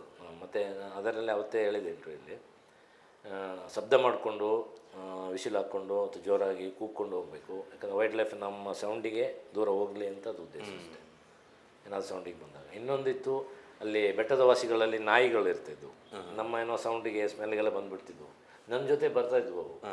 ಒಂದು ಖುಷಿ ಅದು ಬೊಗಳಿದಾಗ ಪ್ರಾಣಿಗಳು ಓಡ್ತವೆ, ಬೇರೆ ಪ್ರಾಣಿಗಳು ಓಡ್ತವೆ ಅಂತ. ಇನ್ನೊಂದು ಬೇಜಾರ ನನಗೆ ಹೆದರಿಕೆ ಆಗ್ತದೆ ಅಂತಂದರೆ ಅದನ್ನು ಅಟ್ಯಾಕ್ ಮಾಡೋಕ್ಕೆ ಬಂದು ನಮ್ಮ ಬೇರೆ ಬಿಟ್ಟು ನಮ್ಮ ಮೇಲೆ ಅಟ್ಯಾಕ್ ಮಾಡಿಬಿಟ್ರೆ, ನಾವೇನೋ ಸರಿ ಮಾಡೋದು, ಗೆಸ್ಟ್ ಮೇಲೆ ಮಾಡಿದ್ರೆ ಕಷ್ಟ, ಅವರಿಗೆಲ್ಲಷ್ಟು ಐಡಿಯಾಗಳಿರೋದಿಲ್ಲ ಓಡೋಗ್ಲಿಕ್ಕೇನೋ ಅಟ್ಯಾಕ್ ಫೇಸ್ ಮಾಡಲಿಕ್ಕೇನೋ ಅಂತ ಅದೊಂದು ಬೇಜಾರಾಗ್ತಿತ್ತು. ದೇವ್ರ ದಯಿಂದ ಇದುವರೆಗೆ ಏನೂ ಆಗಲಿಲ್ಲ ಆ ಥರದ್ದು ಎಕ್ಸ್ಪೀರಿಯನ್ಸ್. ಇದಲ್ಲದೆ ನೀವು ಈ ಗೆಸ್ಟ್ನ ಕರ್ಕೊಂಡು ಹೋಗೋದು ಅದು ಬಿಟ್ಟು ನೀವು ಇಂಡಿವಿಜುವಲ್ ಆಗಿ ಬೇರೆ ಕಡೆ ಬೇರೆ ಯಾವುದಾದ್ರು ಬೆಟ್ಟಗಳಿಗೆ ಹೋಗಿರೋವಂಥದ್ದು? ನಾನು ನನ್ನ ಫ್ರೆಂಡ್ ಅದೇ ಅಪ್ಪಣ್ಣನವರು ಇಬ್ಬರು ಸೇರಿಕೊಂಡು ಕೋಟೆ ಬೆಟ್ಟಕ್ಕೆ ಹೋಗಿದ್ದೀವಿ. ಕೋಟೆ ಬೆಟ್ಟ ಅದರ ಟೀಪ್ವರೆಗೆ ಹೋಗಿದ್ವಿ, ಅದೊಂದು ದಿನ ಅಷ್ಟೇ. ಆ್ಯಕ್ಚುಲಿ ನಿಮ್ಮ ಈ ಎಕ್ಸ್ಪೀರಿಯನ್ಸಿಗೆ ನೀವು ಆಲ್ಮೋಸ್ಟ್ ಕರ್ನಾಟಕದ ಬೆಟ್ಟಗಳನ್ನ ಹತ್ತಿ ಬರಬೇಕಾಗಿತ್ತು. ಬಟ್ ಆ ಥರ ಅಷ್ಟು ಮೈಂಡ್ ಮೆಚ್ಯೂರ್ ಆಗಿರಲಿಲ್ಲ ನನಗೆ. ಇನ್ನೊಂದು ಸಲ ಹೋಗಬೇಕು ಅಂತ ನೋಡು, ಬರೀ ಇದರಲ್ಲಿ ಇಲ್ಲೇ ಅನ್ನೋದೇ ಒಂದಿತ್ತು. ಮತ್ತೇನೊಂದು ತೋಟ ಕೆಲಸ, ನೀವಾಗಲೇ ಫಿನಾನ್ಷಿಯಲ್ ಪ್ರಾಬ್ಲಮ್ ಕೂಡ ಇತ್ತು, ನೀವು ಅದು ರಿಕವರ್ ಆದ್ರೆ ಮಾಡ್ತಿದ್ದೆ. ಮತ್ತು ಹಾಕಿ ಲೀಗ್ಗಳಲ್ಲೆಲ್ಲ ಪ್ಯಾಲೇಸ್ ಕ್ಲಬ್ ಅಂತ ನಮ್ಮದಿತ್ತು.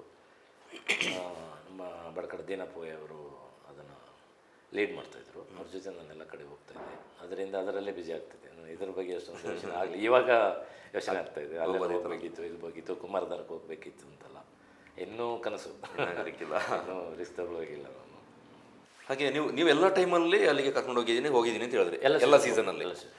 ಯಾವ ಸೀಸನ್ ಬೆಸ್ಟ್? ಆ್ಯಕ್ಚುಲಿ ನನ್ನ ಪರ್ಸನಲ್ ಆಗಿ ನನಗೆ ಮಳೆಗಾಲ ತುಂಬ ಇಷ್ಟ. ಹೌದು, ಮಳೆಗಾಲದಲ್ಲಿ ಹೋಗೋದು, ಆ ಎಕ್ಸ್ಪೀರಿಯನ್ಸ್ ಮಾಡೋದು ತುಂಬ ಇಷ್ಟ. ಬಟ್ ಟ್ರೆಕ್ಕಿಂಗಿಗೆ ಯಾವ ಟೈಮ್ ಸೂಕ್ತ? ಇಲ್ಲ, ಮಳೆಗಾಲ ನಿಮಗೆ ಖುಷಿ ಇರ್ಬೋದು, ಆದರೆ ಲೆಸ್ ಪರ್ಸೆಂಟೇಜ್, ಕಮ್ಮಿ ಜನರಿಗೆ ಅದು ಖುಷಿ. ಡೇಂಜರ್ ಬೇರೆ. ಫಾಗ್ ಬಂದರೆ ನೀವು ಒಂದು ರೌಂಡ್ ಹೊಡೆದ್ರೆ ನೀವು ಯಾವ ಕಡೆ ಹೋಗಿಲ್ಲ ಅಂತ ಗೊತ್ತಾಗೋದಿಲ್ಲ, ನಮಗೆ ಗೊತ್ತಾಗೋದು, ದಾರಿನೇ ಕಾಣೋದಿಲ್ಲ. ಆನೆ ಬಂದು ಹತ್ರ ಬಂದರೂ ಗೊತ್ತಾಗಲ್ಲ. ಸೆಪ್ಟೆಂಬರ್ ಎಂಡಿಂದ ನವಂಬರ್ ಎಂಡ್ವರೆಗೆ, September October November 3 months great. ಅಲ್ಲಿಂದ 2-3 ಫಾಲ್ಸ್ ಎಲ್ಲ ಕಾಣಿಸ್ತದೆ ಆಚೆ ಈಚೆ, ಅದರಿಂದ ಅದು ಗ್ರೀನಿಶ್ ಆಗಿರ್ತದೆ. ಒಂದು ಒಳ್ಳೆ ಇವೆಂಟ್. ಮಳೆ ಇದ್ದಾಗ ಆಲ್ಮೋಸ್ಟ್ ಗಸ್ಟಿಗೆ ಇಲ್ಲೇ ಹೇಳ್ತಿದ್ದೆ, ಒಂದೊಂದು 2 ಛತ್ರಿ ತಗೋಬೇಕು ಅಂತ. ಬಟ್ ಛತ್ರಿ ನಿಲ್ಲಲ್ಲ ಅಲ್ಲಿ ಗಾಳಿಗೆ, ಆದರೂ ರಿಸ್ಕ್. ಇವಾಗ ಒಂದು 10-12 ವರ್ಷದಿಂದ ಪ್ಲಾಸ್ಟಿಕ್ ಹೀಗೆ ಬಂದಿದೆ, ಅದೊಂದೇ ಸಜೆಸ್ಟ್ ಮಾಡ್ತಿದ್ದೆ. ನನ್ನದಂತೂ ಚಿಕ್ಕದೊಂದು ಛತ್ರಿ ನನ್ನ ಬ್ಯಾಗ್ ಒಳಗೆ ಇರ್ತಾಯಿತ್ತು, ಎನಿ ಟೈಮ್ ಬರ್ತಾಯಿದ್ದೆ. ಸಮ್ಮರ್ ಅಷ್ಟೇ, ಕ್ಯಾಪು ಇದೆಲ್ಲ ಮಾಡ್ತಿದ್ದೆ ನಾನು ಅವರಿಗೆ. ಅದು ಸಮ್ಮರ್ ಟೈಮ್ ಬೆಸ್ಟಾ ಹೋಗೋದಾದ್ರೆ? ಸೆಕೆ ಜಾಸ್ತಿ ಮತ್ತು ನಮಗೆ ಲಗೇಜಸ್ ಜಾಸ್ತಿ ಬೇಕಾಗುತ್ತೆ ಅಂತ, ಡಿಹೈಡ್ರೇಷನ್ ಆಗೋ ಚಾನ್ಸಸ್. ನೀರು ಜಾಸ್ತಿ ತಗೊಳ್ಬೇಕು, ಲೋಡ್ ಜಾಸ್ತಿ ಆದರೆ ಅದು ಕಷ್ಟ. ಹಾಗೆ ಇನ್ನು ಹೊರಗಿನ ಬರೋರು ಒಂದು ಕಡೆ ಚಾಲೆಂಜ್ ಆದರೆ, ಮತ್ತು ಲೋಕಲ್ ಟ್ರೆಕ್ಕರ್ಸ್ ಕೂಡ ಒಂದು ರೀತಿ ಚಾಲೆಂಜ್ ಆಗಿರ್ತಾರೆ. ಹೌದು, ಹೊರಗಿನವ್ರು ಹೇಳಿದನ್ನ ಕೇಳ್ತಾರೆ, ಲೋಕಲ್ಸ್ ಕೇಳ್ತಾರೆ. ನನಗೇನೋ ಗೊತ್ತಿದೆ ಅಂತ ಹೇಳಿ ಅವರೇ ಒಂದು ಟ್ರೈ ಮಾಡೋಕೆ, ನಮ್ಮ ಜಿಲ್ಲೆ, ನಮ್ಮ ಪ್ಲೇಸು, ನಾವು ಆಗಿ ಮಾಡಿದ್ದೆ ಆಟ ಅನ್ನೋ ರೀತಿ ಆಗ್ಬಿಡುತ್ತೆ. ಆ ಥರದ ಆ್ಯಕ್ಟಿವಿಟಿ ನೀವು ಕಂಡಿದ್ದೀರಾ? 1-2 ಸಲ ಆಗಿದೆ, ಬಟ್ ನಾನು ಕಂಟ್ರೋಲ್ ಮಾಡಿದ್ದೀನಿ. ನಾನು ಅವರು ಹೋಮ್ ಸ್ಟೇ ಅವರ ಇದರಲ್ಲಿ ನಾನು ಬಂದಿದ್ದು, ನೀವು ಕರೆದಿದ್ದಕ್ಕೆ ಬಂದಿಲ್ಲ. ಅವರು ನಿಮ್ಮ ಬಗ್ಗೆ ಏನಾದರೂ ಹೇಳಿದ್ರೆ ನಾನೇ ಜವಾಬ್ದಾರ ಅದಕ್ಕೆ, ಅದರಿಂದ ಅಂತೆಲ್ಲ ಕಂಟ್ರೋಲ್ ಮಾಡ್ತಿದ್ದೆ. ಆದರೂ ಚಿಕ್ಕ ಪುಟ್ಟ ಅದೆಲ್ಲ ಮಾಡ್ತಾಯಿದ್ರು ಅವರು. ಇವರು ಅಲ್ಲದೆ ಹೊರಗಿಂದ ನೀವು ಹೋದಾಗ ಬೇರೆ ಟೀಮ್ ಅವ್ರು ಕೂಡ ಸಿಗ್ತಾರೆ ಅಲ್ಲಿ ಟ್ರೆಕ್ಕಿಂಗ್ ಹೋದು, ಅಲ್ಲಿ ಆ ಥರ ಏನೋ ಮಾಡುವಂಥದ್ದು, ಕುಡಿಯೋದು? ಇಲ್ಲ ಆ ಥರ ಏನಿಲ್ಲ. ಬಟ್ ನಮ್ಮನ್ನು ಏನಾದರೂ ಐಡಿಯಾ ಕೇಳ್ತಾಯಿದ್ರು, ನಾವು ಬಂದಿದ್ದೀವಿ ಯಾರಿಲ್ಲ ಅಂತ, ನಿಮ್ಮ ಜೊತೆನೇ ಬಂದುಬಿಡಿ. ತುಂಬ ಜನ ನಮ್ಮ ಜೊತೆಲ್ಲ ಬಂತಾಯಿದ್ರೆ ಅದೆಲ್ಲ ಕೊಟ್ಟು ನನಗೆ ಕೋಪ್ರೇಟ್ ಮಾಡ್ತಿದ್ದೆ. ಇನ್ನೊಂದು ಇದರ ಆಚೆಗೆ ನಿಮಗೆ ಬೇರೆ ಏನೋ ಹವ್ಯಾಸಗಳಿದ್ದಾವೆ? ಒಂದು ಹಾಕಿ, ಅದೇ ಹಾಕಿ ಆಡ್ತಾಯಿದ್ದೇನೆ ಇದ್ದೆ, ಜೊತೆ ಅಂಪೈರಿಂಗ್ ಮಾಡ್ತಾಯಿದ್ದೇನೆ. 2002 ಇಂದ ಫ್ಯಾಮಿಲಿ ಕಪ್ಪಲ್ಲಿ ಸ್ಟಾರ್ಟ್ ಮಾಡಿ ಎಲ್ಲ ಲೀಗೆಲ್ಲ ಮಾಡ್ತಾಯಿದ್ದೆ. ಈಗಲೂ ಟೇಬಲ್ ಅಫೀಷಿಯಲ್ ಆಗಿ ಬರ್ತಾಯಿದ್ದೆ. ಅಂಪೈರಿಂಗ್ ಬಿಟ್ರಾ? ಫೀಲ್ಡ್ ಬಿಟ್ಟಿದ್ದೀನಿ, ಅದೇ ಆಡೋದು ಅಂಪೈರಿಂಗ್ ಮುಗಿಸಿದ್ದೀನಿ. ಫೀಲ್ಡ್ ಟೇಬಲ್ ಅಫೀಷಿಯಲ್ ಆಗಿ ಮಾಡ್ತಾಯಿದ್ದೆ ಅಷ್ಟೇ. ಇನ್ನು ನಾನು 1985ಇಂದ ಬರಹಗಾರ, ಆವಾಗಲಿಂದಲೇ ಶುರು ಮಾಡಿದ್ದೀನಿ. ನಾನು 10th ಎಂಡಲ್ಲಿ 10th ಪಾಸಾಗಿ ಗ್ಯಾಪ್ ಇರ್ತಾವಲ್ಲ, ಅಲ್ಲಿಂದ ನಾನು ಬ್ರಹ್ಮಗಿರಿ ಪತ್ರಿಕೆಗೆ ಲೇಖನಗಳ, ಕವನಗಳ, ಕಥೆಗಳ ಎಲ್ಲವೂ ಈ ಪುತ್ತರಿ ಸಂಚಿಕೆ, ಮತ್ತು ಚಂಗ್ರಾಂತಿ ಪಟ್ಟೋಲೆ, ತಪ್ಪುಮಾಲೆ ಅವ್ರದ್ದು ಅದರೆಲ್ಲ ಬರ್ತಾಯಿತ್ತು. ಶಕ್ತಿಯಲ್ಲಿ ಕಮ್ಮಿ, ಕನ್ನಡದಲ್ಲಿ ನಾನು ಕೊಡೋತಕ್ಕಲ್ಲೇ ನಾನು ಜಾಸ್ತಿ ಮಾಡ್ತಾಯಿದ್ದೆ. ತುಂಬ ಪ್ರೈಸಸ್ ಎಲ್ಲ ಸಿಕ್ಕಿದೆ. ಈ ಅದೇ ಅವರದೊಂದು ಸ್ಪರ್ಧೆ ಇಟ್ಟಿರ್ತಿದ್ರಲ್ವ, ಇವಾಗ ಸಂಕ್ರಾಂತಿ ಪಟ್ಟೋಲೆ ಇರ್ತಿದ್ರು, ಈ ಬ್ರಹ್ಮಗಿರಿ ಅವರು ಒಂದಿಟ್ಟಿರ್ತಿದ್ರು. ಅಂಥದ್ರೆಲ್ಲ ಅಂದೆ ಚಿಕ್ಕ ಪುಟ್ಟ ಕವಿಗೋಷ್ಠಿಗೆಲ್ಲ ಹೋಗ್ತಾಯಿದ್ದೆ. ಈಗ ಈಗ ನಾನು ವಾಟ್ಸಪ್ಪಲ್ಲಿ ಬರೀತೀನಿ ರೈಟಪ್ಗಳನ್ನು, ಸಮಾಜದ ಆಗುಗೋಗಳ ಬಗ್ಗೆ ತಿದ್ದಿ ಸಮಾಜವನ್ನು ನೆಟ್ಟಗೆ ತಗೊಂಡು ಹೋಗಲಿಕ್ಕೆ ಕೆಲವು ಇದನ್ನು ಮಾಡ್ತಾಯಿದ್ದೀನಿ ಹೊರತು ತುಂಬ ಏನು ಕೊಡ್ತಾಯಿಲ್ಲ. ಇನ್ನೊಂದು ಈ ಟ್ರೆಕ್ಕಿಂಗ್ ವಿಚಾರ ನೀವು 100+ ಅಂತ ಹೇಳಿದ್ರಿ, ಅಲ್ಲಿ ಯೋಚನೆ ಮಾಡ್ತಾ ಕೂತ್ರೆ ನಿಮಗೆ ಒಂದು 50 ಸ್ಟೋರೀಸ್ ಬೇರೆ ಬೇರೆ ರೀತಿಯಲ್ಲಿ ಸಿಗ್ಬೋದು. ಅದನ್ನು ಯಾಕೆ ಬುಕ್ ಮಾಡಬಾರ್ದು? ಹಾಗೆ ಕೂತ್ರೆ ಬರಿಬೋದು, ಸ್ವಲ್ಪ ಸ್ವಲ್ಪ ಒಂದೊಂದು ಎಕ್ಸ್ಪೀರಿಯನ್ಸ್, ಒಬ್ಬೊಬ್ಬರಿಂದ ಒಂದೊಂದು ಎಕ್ಸ್ಪೀರಿಯನ್ಸ್ ಇರುತ್ತೆ. ಅದೇ ಚಿಕ್ಕಪುಟ್ಟು ಟ್ರೈ ಮಾಡ್ತೀನಿ ಮುಂದೆ. ಅದು ಸಿಕ್ಕಿದ್ರೆ ಒಂದು ಅಡ್ವೆಂಚರಸ್ ಎಕ್ಸ್ಪೀರಿಯನ್ಸ್ ಓದೋರ್ಗೂ ಚೆನ್ನಾಗಿರುತ್ತೆ. ಮಾಡ್ಬೋದು, ಸಣ್ಣದಾಗಿ ಸಿಕ್ಕಿದ್ರು ಜೊತೆಗೆ ಟ್ರೆಕ್ಕಿಂಗ್ ಗೈಡ್ ಕೂಡ ಕೊಡ್ಬೋದು ಅನ್ಸುತ್ತೆ ನನಗೆ. ಆ ರೂಟಲ್ಲಿ ಒಂದು ಮ್ಯಾಪ್ ರೆಡಿ ಮಾಡಿ ನಿಮ್ಮದೇ ಒಂದು ಕೈಪಿಡಿ ಥರ ಕೊಟ್ಟರೆ ಸಣ್ಣ ಹೋಗೋರಿಗೆ ಒಂದು ರೆಫರೆನ್ಸ್ ಇರುತ್ತೆ, ಎಲ್ಲಿ ಹೋದ್ರೆ ಏನು ಏನು ಎತ್ತ, ಅಲ್ಲಿ ಏನೇನು ಇದ್ದಾವೆ, ಯಾವ ರೀತಿಯಾದಂಥ ಪಕ್ಷಿಗಳಿದ್ದಾವೆ, ಅದನ್ನೆಲ್ಲ ಕೊಡ್ತಾ ಇದ್ರೆ ಮಾಹಿತಿ ಕೊಡ್ತೀರಾ? ಪಕ್ಷಿಗಳು, ಪ್ರಾಣಿಗಳು ಕೊಡ್ತಿದ್ದೆ, ಅದಾಗಲೇ ಹೇಳಿದಲ್ಲ. ಸ್ವಲ್ಪ ಹಣ್ಣು ಬಗ್ಗೆ ಹಾವುಗಳ ಬಗ್ಗೆ, ಪಕ್ಷಿಗಳ ಬಗ್ಗೆ, ಮತ್ತು ಈ ಡಿಯರು, ಇದು ಕಾಡು ಪ್ರಾಣಿಗಳು, ಫಾಕ್ಸ್ ಇವ್ರ ಬಗ್ಗೆ ಅವ್ರು ಎಷ್ಟೊತ್ತಿಗೆ ಬರುತ್ತೆ, ಕೂಗುತ್ತೆ, ಅದೆಲ್ಲ ಹೇಳ್ಕೊಂಡಿದ್ದೆ. ಅವ್ರಿಗೆಲ್ಲ ಇಂಟ್ರೆಸ್ಟ್ ಇರ್ತಿತ್ತು. ಕ್ವಶನ್ ಮಾಡ್ಕೊಂಡು ಅವರು ಎಂಡ್ವರೆಗೆ ಕೇಳ್ತಾಯಿದ್ರು. ಅದನ್ನೆಲ್ಲ ಹೇಳ್ಕೊಡ್ತಿದ್ದೆ. ಈ ಪ್ರಾಣಿಗಳು ಯಾವ ಜಾಗದಲ್ಲಿ ಜಾಸ್ತಿ ಇರ್ತಾ ಇದ್ವು ಅಲ್ಲಿ? ನೀರಿರೋ ಕಡೆ ಜಾಸ್ತಿ ಇರ್ತದೆ. ನೀರಿರೋ ಕಡೆ ನೀರು ಕುಡಿಲಿಕ್ಕೆ ಅವ್ರು ಬರ್ತಾರೆ, ಅವ್ರನ್ನ ಅಟ್ಟಿಸ್ಕೊಂಡು ಬೇಟೆಯಾಡಲಿಕ್ಕೆ ದೊಡ್ಡ ಪ್ರಾಣಿಗಳು ಬರುತ್ತೆ. ಅದರಿಂದ ನೀರಿದ್ದ ಕಡೆ ಎಲ್ಲ ಜೋರಾಗಿ ಕೂಗಿ ಹೋಗ್ತಿದ್ದೆ. ಮತ್ತು ಅದರ ಪಕ್ಕನೇ ಕೂತ್ಕೊಂಡು ನಾವು ಲಂಚ್ ಎಲ್ಲ ಮಾಡ್ತಾಯಿದ್ವಿ. ಈ ರೆಡ್ ಜೀವಾಕ್ ಹೋದಾಗ ಅಲ್ಲೊಂದು ಕಡೆ ಇದೆ, ನೀರಿನ ಇದೆ, ನೀಲಿಕಂಡಿ ಹಬ್ಬಿ ಅಂತ ಹೇಳ್ತೀವಿ ನಾವು, ಚೇಲವರದ ಕಡೆ ಹರಿತದೆ. ಅದರ ಟಾಪಿಗೆ ಹೋಗಿ ಅಲ್ಲಿಂದ ಕ್ರಾಸ್ ಆಗಿ ಬರೋದು. ಅವಾಗ 12-12:30 ಆಗ್ತಾಯಿತ್ತು ಅಲ್ಲಿ ತಲುಪುವಾಗ ನೀರು ಹತ್ರ. ಯಾವುದೆಲ್ಲ ಅನಿಮಲ್ಸ್ ಗೆಸ್ಟ್ಗಳಿಗೆ ತೋರಿಸಿದ್ದೀರಿ ಲೈವ್ ಆಗಿ? ಜಿಂಕೆ ಒಂದು 2-3 ಸಲ ಓಡಿದ್ದು, 1 ಸಲ 2 ಸಲ ಕಡವೆ ಅಷ್ಟೇ, ಬೇರೆ ಯಾವ್ದು ಸಿಕ್ಕಿಲ್ಲ. ಆನೆ ಇತ್ತು, ಸ್ವಲ್ಪ ದೂರದಲ್ಲಿತ್ತು, ಅಷ್ಟೊಂದು ಅವರಿಗೂ ವ್ಯೂ ಸಿಕ್ಕಿದೆ. ಬಟ್ ಆನೆ ಅಂತ ಗೊತ್ತಾಯ್ತು, ಅದು ಕನ್ಫರ್ಮ್ ಆಯಿತು. ಬಟ್ ನಮ್ಮ ರೂಟಲ್ಲೆಲ್ಲ ಪಕ್ಕದ ಇದ್ರು, ಬಟ್ ದೂರದಿಂದ ನೋಡಿ ನಾವು ಫೀಲ್ ಮಾಡಬೇಕು. ನಮಗೆ ಎದುರು ಬದ್ರು ಆಗಲೇ ಇಲ್ಲ, ರಿಸ್ಕ್ ಕೂಡ ಆಗಲಿಲ್ಲ. ಥ್ಯಾಂಕ್ ಯು, ತುಂಬ ವಿಚಾರ ಹಂಚ್ಕೊಂಡ್ರಿ. ಕೊನೆಯದಾಗಿ ಈಗ ಯಂಗ್ ಜನ್ರೇಷನ್ನು, ಈಗಿನ ಜನ್ರೇಷನ್ ಟ್ರೆಕ್ಕಿಂಗ್ ಹೋಗಲಿಕ್ಕೆ ಆಸಕ್ತರು ಇರ್ತಾರೆ, ಫಸ್ಟ್ ಟೈಮ್ ಹೋಗೋರು ಇರ್ತಾರೆ, ಅಥವಾ ರೆಗ್ಯುಲರ್ಗೆ ಹೋಗೋರು ಇರ್ತಾರೆ. ಯಾವ ರೀತಿಯಾದ ಟಿಪ್ಸನ್ನು ಫಾಲೋ ಮಾಡಬೇಕು, ರೂಲ್ಸನ್ನು ಹೇಗೆ ಫಾಲೋ ಮಾಡಬೇಕು, ಏನೇನು ಗಮನದಲ್ಲಿ ಇಟ್ಕೋಬೇಕು ಅಂತ ಸಜೆಸ್ಟ್ ಮಾಡ್ತೀನಿ? ಒಂದು, ಇವಾಗ ಫಾರೆಸ್ಟ್ ಅವ್ರು ಗೇಟ್ ಮಾಡಿದ್ದಾರೆ, ಅಪ್ಪಿತಪ್ಪಿಯಲ್ಲಿ ಹೋಗುವಾಗೇ ಇಲ್ಲ, ಒಂದೇ ರೂಟ್ ಇರೋದು. ಅದರಿಂದ ಅವ್ರಿಗೆ ಇನ್ಫಾರ್ಮ್ ಮಾಡಿ, ತುಂಬ ಏಜ್ ಆದವರು ಹೋಗಬಾರ್ದು ಅಂತ ನನ್ನ ಅನಿಸಿಕೆ. ಯಾಕೆಂದರೆ ಇವಾಗೆಲ್ಲ ಈ ಜಾಯಿಂಟ್ ನೋವುಗಳು ಅವೆಲ್ಲ ಇರ್ತವೆ. ಬೆಟ್ಟ ಹತ್ತೋದು ಸುಲಭ, ಇಳಿಯೋದು ಕಷ್ಟ. ಸ್ವಲ್ಪ ಜಾರಿದ್ರೂ ಬಿದ್ದು ಗಾಯ ಆಗೋ ಚಾನ್ಸಸ್ ಇರ್ತದೆ. ಮತ್ತು ಸೇಫ್ಟಿ ಪರ್ಪಸ್ಗೆ ಬ್ಯಾಗಲ್ಲಿ ಫಸ್ಟ್ ಏಡ್ ಇಟ್ಕೊಳ್ಳೋದು ಒಳ್ಳೆಯದು. ನೀರು, ಫ್ರೂಟ್ಸ್ ಎಲ್ಲ ಇಟ್ಕೊಂಡು ಹೋಗಿ ಇನ್ಫಾರ್ಮ್ ಮಾಡಿ, ಜೊತೆಗೆ ಗೈಡ್ ತೊಗೊಂಡು ಹೋದರೆ ಒಳ್ಳೆಯದು ಅಂತ ನನ್ನ ಅನಿಸಿಕೆ. ಬಟ್ ಈ ಥರ ಈಗಿನ ಟೈಮಲ್ಲಿ ಗೈಡಾಗಿ ಹೋಗೋರು ಸಿಗೋದು ಕಷ್ಟ ಅಂತ ನನ್ನ ಒಂದು ಭಾವನೆ. ಯುವಕರು ಹೇಳಿದರೆ ಮಾಡ್ಬೋದು, ಅದೊಂದು ಇನ್ಕಮಿಂಗ್ ಸೋರ್ಸ್ ಅಲ್ಲ ಅದು. ಅದನ್ನು ಕೇಳೋದು, ಈ ಗೈಡಾಗಿ ಹೋದರೆ ಜೀವನ ನಿರ್ವಹಣೆಗೆ. ಹೌದು, ಅದು ಡೈಲಿ ಇರೋದಿಲ್ಲಲ್ಲ ಸರ್. ಅದರಿಂದ ನಾವು ಅದನ್ನು ಮಾಡ್ಕೋಬೋದು, ನಮ್ಮ ಇಲ್ಲಿ ವ್ಯವಸಾಯನೂ ಮಾಡ್ಕೋಬೋದು, ಅಥವಾ ಬೇರೆ ಯಾವುದಾದ್ರೂ ಮಾಡ್ಕೋಬೋದು.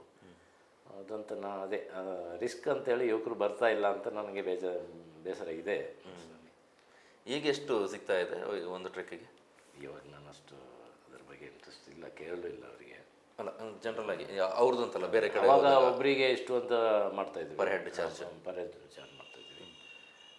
ಇವಾಗ ಎಷ್ಟು ಮಾಡ್ತಿದ್ದಾರೆ ಅಂತ ಅದು ನಿಮಗೆ ಆ ಟೈಮಲ್ಲಿ 1,000 ಸಿಗ್ತಿತ್ತು ಅಂತಂದರೆ ಈಗ ಜಾಸ್ತಿ ಇದ್ದೇ ಇರುತ್ತೆ. ಇದೆ. ನಾವು ಹೇಗೆ ಗೆಸ್ಟ್ಗಳ ಜೊತೆ ಕಮ್ಯುನಿಕೇಟ್ ಮಾಡ್ತೀವಿ, ಅವ್ರ ಜೊತೆಗೆ ಮಾತುಕತೆ ಹೇಗಿರುತ್ತೆ, ಅವ್ರಿಗೆ ಯಾವ ರೀತಿ ಆ ಎಕ್ಸ್ಪೀರಿಯನ್ಸ್ನ ಫೀಲ್ ಮಾಡಿಸ್ತೀವಿ, ಅದರ ಮೇಲೆ ಡಿಪೆಂಡ್ ಆಗುತ್ತೆ. ಸ್ವಲ್ಪ ಅದ್ರ ಮೇಲೆ ಟಿಪ್ಸು ಇರ್ತಾರೆ. ಫಾರಿನರ್ಸ್ ಆದರೆ, ಇಂಡಿಯನ್ಸ್ ಆದರೆ ಅನ್ನಷ್ಟು ಇದು ಮಾಡೋದಿಲ್ಲ. ಅವ್ರು ಏನು ಫಿಕ್ಸ್ ಮಾಡಿರ್ತಾರೆ ಅದನ್ನೇ ಕೊಟ್ಟು ಹೋಗ್ತಾರೆ. ಓಕೆ, ಥ್ಯಾಂಕ್ ಯು, ಖುಷಿ ಆಯಿತು. ಬೆಟ್ಟ ಹತ್ತು ಟ್ರೆಕ್ಕಿಂಗ್ ಹೋಗೋದನ್ನು ನಿಲ್ಲಿಸಿದ್ದೀರಿ, ಅದರಾಚೆಗೆ ಹಾಕಿ ಸಾಹಿತ್ಯದಲ್ಲೂ ತೊಡಗಿಸ್ಕೊಂಡಿದ್ದೀರಿ. ನಾನು ಆಗಲೇ ಹೇಳಿದಾಗೆ ನಿಮ್ಮಿಂದ ಚಾರಣದ ರಿಲೇಟೆಡ್ ಆಗಿ ಒಂದು ಸಣ್ಣ ಬುಕ್ ಆದರೂ ಬಂದರೆ ಅಲ್ಲಿ ಸ್ಪೆಷಲಿ ತಡಿಯಂಡಮಗಳಿಗೆ ಟ್ರೆಕ್ ಹೋಗೋರಿಗೆ ತುಂಬ ಅನುಕೂಲ ಆಗುತ್ತೆ. ಜೊತೆಗೆ ಅಕ್ಕಪಕ್ಕ ಇರೋರಿಗೆ ಅಲ್ಲಿನ ವಿಚಾರಧಾರೆಗಳು ಗೊತ್ತಿರೋದಿಲ್ಲ, ಕೇವಲ ಹೋಗಿ ಬರ್ತೀವಿ. ತುಂಬ ಜನ ಅಲ್ಲೇ ಊರಲ್ಲೇ ಹೋಗಿಲ್ಲ. ಹೌದು, ಹೋಗಿಲ್ಲ. ಹೋದವ್ರಿಗೂ ಕೂಡ ಕೇವಲ ನಡ್ಕೊಂಡೋಗಿ ಮೇಲೆ ಹೋಗಿ ವಾಪಸ್ ಬರ್ತೀವಿ, ಒಂದು ವ್ಯೂನ ಎಂಜಾಯ್ ಮಾಡಿ ಒಂದಷ್ಟು ಫೋಟೋ ತೊಗೊಂಡು ಬರ್ತೀವಿ.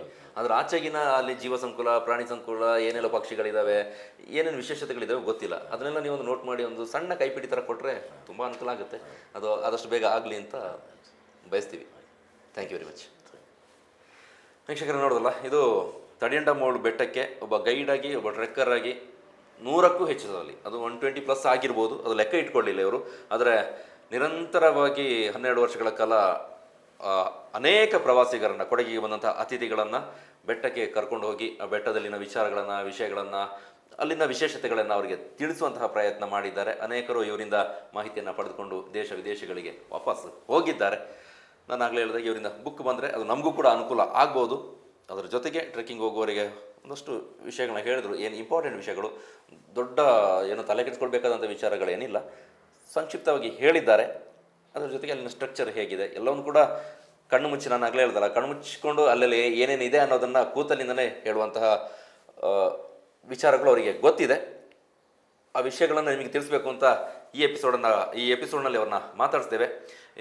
ನಿಮಗೆ ಖುಷಿಯಾಗಿದ್ದರೆ ಕಮೆಂಟ್ ಮಾಡಿ. ಜೊತೆಗೆ ನೀವೇನಾದರೂ ತಡಿಯನಮೋಳಿಗೆ ಟ್ರೆಕ್ಕಿಂಗ್ ಹೋಗಿದ್ರೆ ನಿಮಗೆ ಆದಂತಹ ಎಕ್ಸ್ಪೀರಿಯನ್ಸ್ ಏನಿದೆ, ನೀವು ಅಲ್ಲಿ ಯಾವ ರೀತಿಯಾದಂಥ ಪ್ರಾಣಿ ಪಕ್ಷಿಗಳನ್ನ ಕಂಡಿದ್ದೀರಿ, ಅಲ್ಲಿ ಆದಂತಹ ಅನುಭವಗಳನ್ನ ಕಮೆಂಟ್ನಲ್ಲಿ ತಿಳಿಸಿ, ಅಥವಾ ಡೈರೆಕ್ಟ್ ನಮಗೆ ಇನ್ಸ್ಟಾಗ್ರಾಮ್ ಫೇಸ್ಬುಕ್ನಲ್ಲೂ ಕೂಡ ಕಮೆಂಟ್ ಮಾಡ್ಬೋದು, ಮೆಸೇಜಿನ ಮೂಲಕವೂ ಕೂಡ ತಿಳಿಸ್ಬೋದು. ಕಾರ್ಯಕ್ರಮ ಖುಷಿಯಾಗಿದ್ದರೆ ನಮ್ಮ ಚಾನಲ್ನ ಫಾಲೋ ಮಾಡ್ಕೊಳ್ಳಿ, ಯೂಟ್ಯೂಬ್ ಚಾನಲ್ನ, ಹಾಗೆ ಫೇಸ್ಬುಕ್ ಇನ್ಸ್ಟಾಗ್ರಾಮ್ನು ಕೂಡ ಫಾಲೋ ಮಾಡ್ಕೊಳ್ಳಿ ಅಂತ ಹೇಳ್ತಾ, ನಿಮ್ಮ ಫಾಲೋ ನಮಗೆ ಮತ್ತಷ್ಟು ಮೋಟಿವೇಟ್ ಮಾಡ್ತಾ ಬೇರೆ ಬೇರೆ ಕಂಟೆಂಟ್ಗಳನ್ನ ಕೊಡೋದಕ್ಕೆ, ಬೇರೆ ಬೇರೆ ವ್ಯಕ್ತಿಗಳನ್ನ ಪರಿಚಯ ಮಾಡೋದಕ್ಕೆ. ಇಷ್ಟು ಹೊತ್ತು ತಾಳ್ಮೆಯಿಂದ ಕಾರ್ಯಕ್ರಮ ನೋಡಿದ್ದಕ್ಕಾಗಿ ಎಲ್ರಿಗೂ ಧನ್ಯವಾದಗಳು. Thank you very much.